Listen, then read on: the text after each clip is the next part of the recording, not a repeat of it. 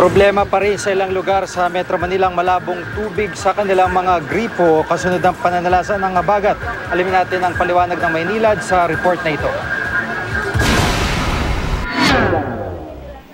Naging matumal ang bentahan kahapon ng magkatabing kainan ni Aling Estrella at Elizabeth sa Zabarte Road sa Caloocan matapos mawala ng supply ng tubig sa lugar pasado alas 2 ng hapon kahapon. Nang bumalik na ang supply ng tubig, maputik naman ang unang labas sa gripo hanggang sa unti-unting luminaw. Paliwanag ng Maynilad, nagkaroon ng emergency activity sa Lamesa Treatment Plant. Sa aktibidad na ito, humalo ang eroded soil mula sa bundok sa supply ng tubig na sinasalo ng Angat Dam. Para hindi gaanong maapektuhan ang kalidad ng tubig, binawasan ng Maynilad ang produksyon nito. Humihingi ng paumanhin ng Maynilad para sa mga naabala.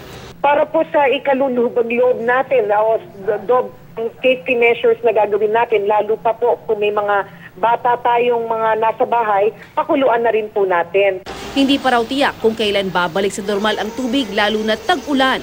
Bukas apektado ang supply ng tubig ng Maynilad sa ilang bahagi ng Muntinlupa, Pasay at Parañaque. Mula po yan alas 6 ng gabi hanggang alas 9 ng umaga sa Miyerkules dahil sa pagkukumpuni ng tagas. Maaari ring tumawag sa 737-3311 para malaman kung may water interruption sa inyong lugar. Lala Roque, GMA News.